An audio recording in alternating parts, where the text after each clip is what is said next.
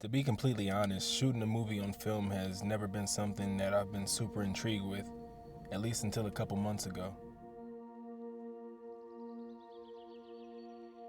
On past projects, when just starting out, and even now sometimes, I like to use film effects and grain to not necessarily emulate a certain film stock, but just to use as B-roll or for a familiar stylized look. While a lot of my favorite films have been shot on film, most of the movies that I grew up watching were shot digitally. Roaming around inside of Circuit Cities and Best Buy stores looking through the viewfinders of Sony and Canon Handycams, unknowingly ignited a forever long interest in discovering how to shoot movies.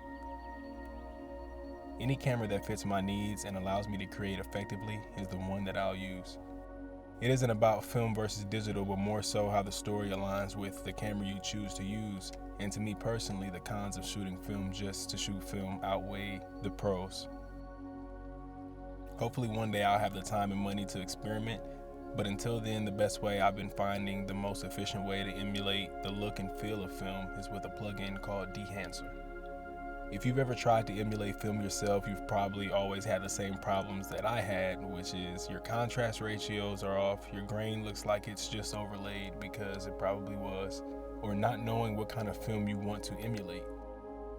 Dehancer has actually been around now for a little while, but since emerging on the scene in 2014-2015, they've really made this program into a really robust plugin that I think is really worth checking out at least. Recently, for a feature film I shot, I used a film emulation called Cineprint by Tom Bowles.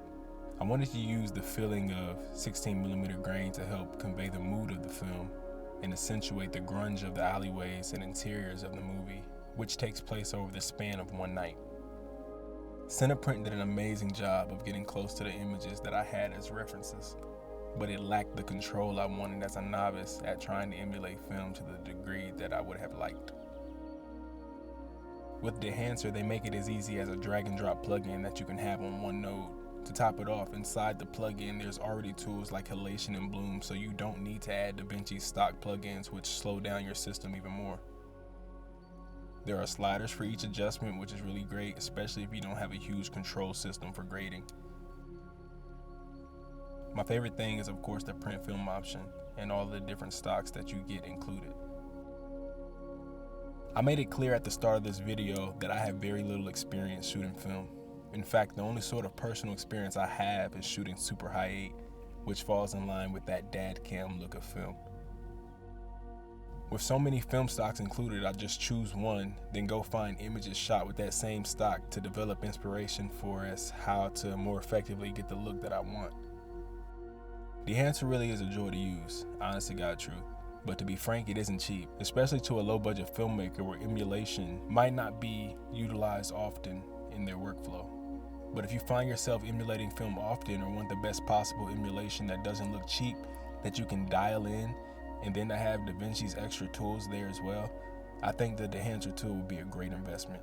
Honestly, I don't think I would have tested Dehancer having used Cineprint already and being content with the image that I got. It's just super fun and easy. Usually easy things aren't the best for you, I know, but who doesn't love a simplified workflow? You don't have to make everything hard for yourself. See for yourself. And if you are interested in trying it, Dehancer gave your guy a little 10% off code that you can use at checkout. JLENS, JLENS, all together. With that said, I hope you all enjoyed this video and my take on the film emulation tool, Dehancer. Thank you. See you in the next one. And after this video, we might just hit 1K. It's not a lot, but it's crazy this channel really only consists of lighting tests. We gotta up the ante. So early thank you to all you Blackmagic users and fellow filmmakers who have found my content through algorithm or on other groups and forums and decided to stick around. Really appreciate it.